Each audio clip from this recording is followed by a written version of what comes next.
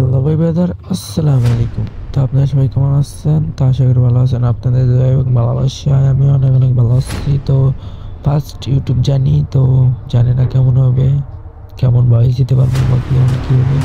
তো রোস্টিং ভিডিওতে আসার কারণ আমি অনেকদিন ধরে ইউটিউবিং করতে চাচ্ছি। তো এটা অনেক বড় গল্প, তো করতে পারবো। তো আজকে ভিডিওটা বেশি বড় করবো না, যেহেতু প্রথম।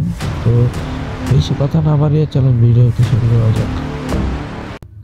তো কিছুদিন ধরে দেখতেছি আমাদের দুধ ব্যবসায়ী দুবাইয়ের, তো সরি দুধ ব্যবসায়ী না, সেলুন ব্যবসায়ী।